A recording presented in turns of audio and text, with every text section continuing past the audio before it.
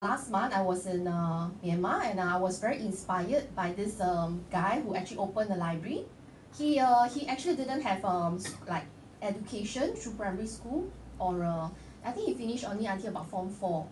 So how he actually liberate himself is actually through reading books. So he actually read books, and he found that that's the only way to uplift his mindset. And he created a very big dream. So he now actually has about 80 over libraries, free libraries, yeah, to actually educate all the people in Myanmar. And he even goes down to the villages to actually do book exchange so that children can read books, and so that they can elevate out of this situation. And what happens is he actually, quite interesting, you know what does he do for a living? He sells pinggang fish at the roadside, barbecue fish. So at night, he will actually go and barbecue his fish and sell it to make a living. And I find it very admirable, and I think that with this business, we can actually help more people. And let's go on.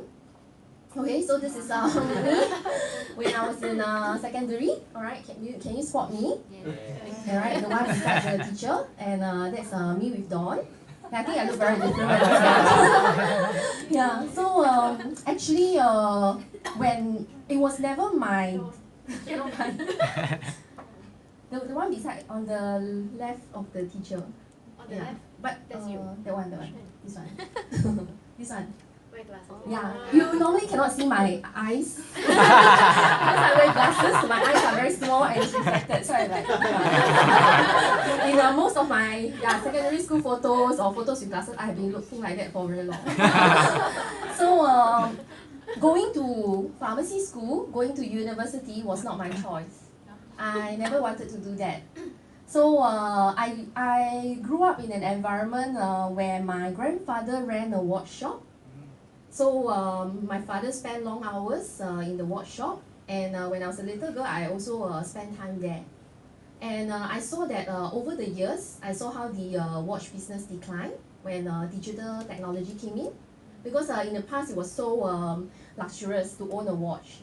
But then with, when Casio started the digitalization, everyone could own a watch. And I think nowadays the watch technology has also evolved to Apple iWatch, where you can get a lot of funky stuff and things like that. So I saw the business decline. And having seen my father work for a long time in the watch industry, I actually know that working will not bring me much. So I actually didn't want to just work in a job. I just want to quickly finish my education, and I thought that I wanted to climb the corporate ladder. But my mother was very insistent that I go to university, and it's actually her dream that I go there, so I actually decided to do it. And my choice into pharmacy school is very simple. First, I didn't have to do physics. And second is I know it's a stable degree. I have something to fall back on. And the third was because it's education into healthcare, and I thought that is something relevant that would be useful later on in life. And true enough, it's actually very relevant to me, okay, right now at this point in time, in what I do in this business, etc. and so on.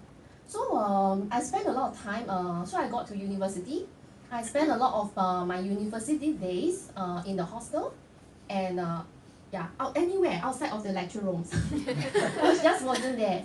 So I took part in sports like archery, sports climbing, and I also went overseas to do various different projects.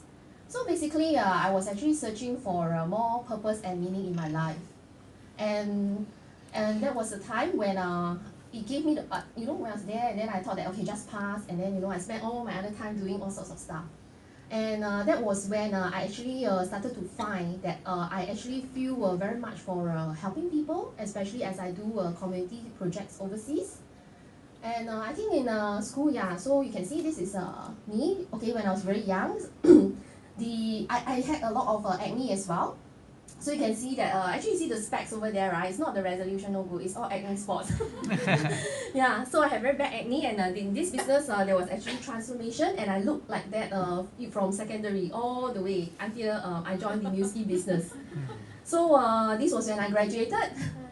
So you can see the one on the left, the photo taken in 03, I have very short hair, very highlighted hair, because I decided that, you need to do something, live in the moment.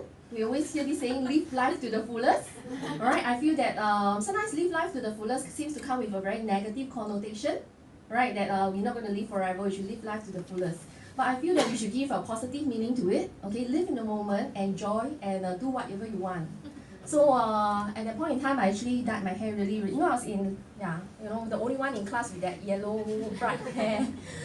Yeah, so I think I was quite rebellious in school.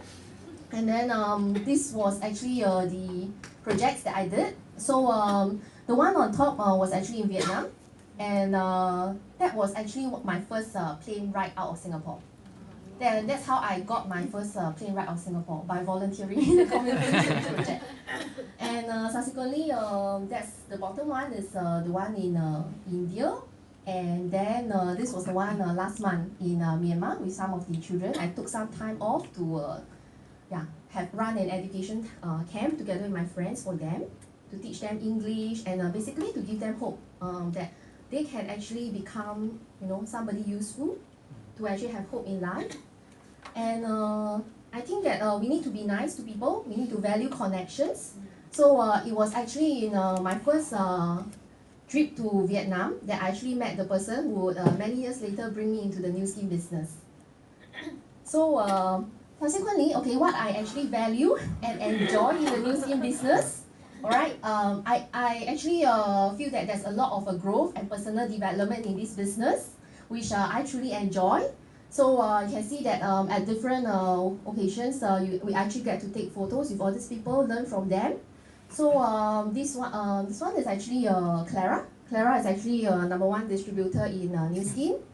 And I felt very grateful to meet her and actually hear personally from her about her perseverance in the business, and that in this business we should value good values, alright, and character is something that will always last. Then Kaneko-san is one of the top Japan distributors, and then over there is Nathan Riggs, alright, he's also a very successful entrepreneur from the US. Then over there is our scientist Glenn Cheney, and also Pastor John Maxwell. So I think that that's why you should go for convention and look good, then take photo with all these people, okay, besides learning from them. And then you can see over the years through the new skin business, I also transformed through our product, through the skincare, through the Tira 90, and as you can see, my face in the past used to be quite pougy, but after using a lot of products. Okay, and then now finally you can see my eyes, right? The eyes are me.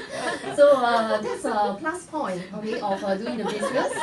So besides personal development and being able to learn from all these people, I also get a lot of wealth. I mean, in terms of health, all right, okay, health, beauty, and I feel that it further reinstates my faith that actually doing this business is a platform to help transform lives. And I have worked with cancer patients, and in this business, one of the most recent case that touched me a lot was actually me working with a child with cerebral palsy. So he's been just like that, unable to move for the past like maybe 14-15 years. And after going on our products, which is really amazing, the R square and the Y span, he actually could stand up on his own with some, initially with some support, and then subsequently he was able to stand up. And he's actually stronger when he does swimming lessons. So I feel that this kind of joy and satisfaction you cannot get in your job, and you cannot probably get in a lot of other places. So this is why the new skin business creates value, and you have to find your own value and purpose, whatever it is, in this new skin business. And I believe new skin business is a platform that whatever your dreams, whatever your purpose, whatever you want, you can actually find it here. Right? That's the amazing part about this business. So that is why it makes new skin the right business. Okay, so we are actually in the right trends. We are in the trends of anti-aging, okay, with our very wonderful anti-aging products. And we are actually also in the best timing for technology.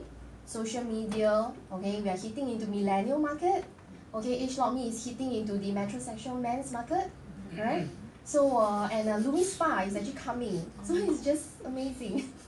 So and we have technology products and a social media platform to actually help us connect the world together. Alright, and definitely a company. So many people, after I share with them, they always ask, why new skin? So I ask them, why not? Why not new skin? Can you share with me why? I don't understand. And I think that there's actually so much misconception out there about new skin.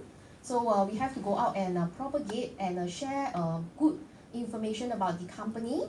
And I always believe that, I always tell my customers or my prospects, your network marketing experience starts with me. I am the shop. When you deal with me, your network marketing experience starts with me. I don't care about your connection with other companies, your connection with somebody else. But today I am going to bring you the best new skin experience. Alright? Regardless of who you have contacted with, even in the new skin. That's what we should all go out and do. Yeah, be the best, bring the best experience to people so that they will actually also come to love this company as much as we do. And then definitely we have the best compensation plan and the right timing. Alright, so besides that, okay, in these market trends, we have the technology and communication as well as supplemental income. So today many people are driving Uber, right? Yeah. Or trying to